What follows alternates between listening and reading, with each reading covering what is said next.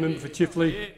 Speaker, well, if a country could open up nearly 500,000 new jobs through one sector alone, you would think that you would seize that opportunity and try and generate that job growth. And if that sector could contribute 4% of GDP, over $100 billion, and that is up from 0.4% of what it's doing right now, you would think you'd support it, especially in a climate where the jobs and the income being generated by one sector, in particular mining, is disappearing or shrinking before our eyes, and there's an urgency of, well, how do we actually generate new jobs and re-gear the economy to make sure that for the next generation of Australians coming through, that they will have jobs. And yet we do not have any sense of a national mission about how to re-gear the economy and prepare it for those jobs that are around the corner. And you would think that we would accept that. You would think that we would prepare for it. But we don't see that at all. The number and the type of jobs diminishing. And to answer the parliamentary secretary who said we don't know the shape of those jobs in the future, we actually do. The sector that is thinking about this is desperate to see government think about it, and they released a report last week or last month.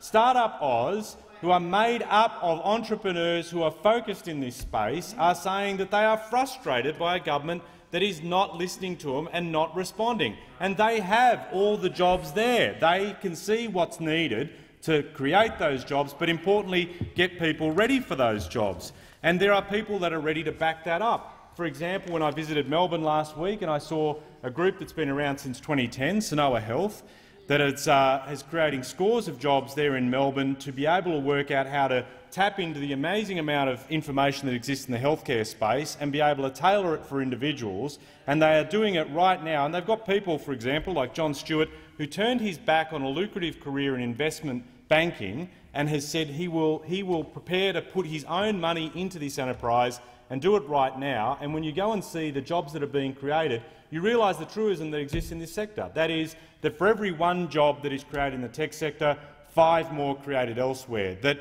for example, in the US, where the tech sector is able to have a jobs multiplier, phenomenal jobs multiplier, 25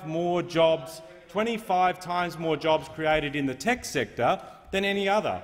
So what is being done to actually support that? And you'd have to focus on what you can do to boost talent, what you can do to boost capital.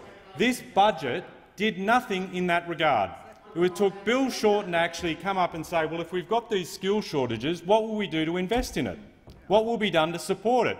So what we want to do is invest in STEM skills, to be able to work out in young people, and this is where the coding element is important, and what had been referred to by the Shadow Minister, but in particular the opposition leader, to get young people thinking early about what they can do by introducing coding in schools.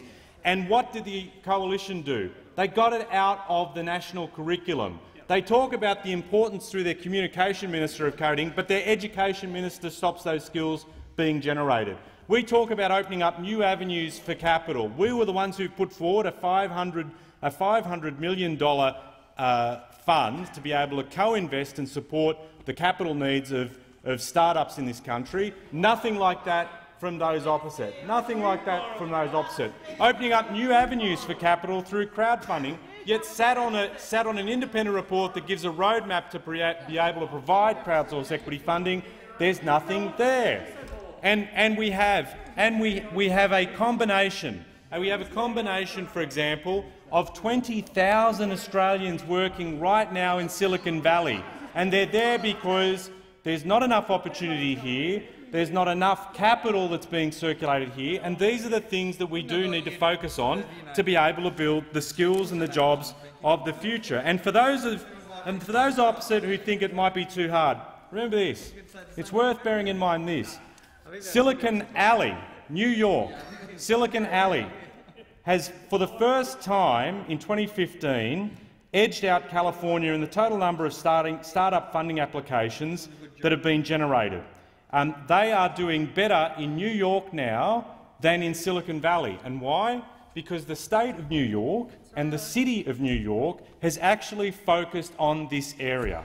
They have decided that where manufacturing is changing there and not generating jobs, similar to the type of challenges we have, they have backed it up and they have seen companies grow and they've seen economic activity flourish. It can be done if you're committed to do it, And the issue is this government prepared and committed to support the future jobs of the next generation of Australians? The answer is no.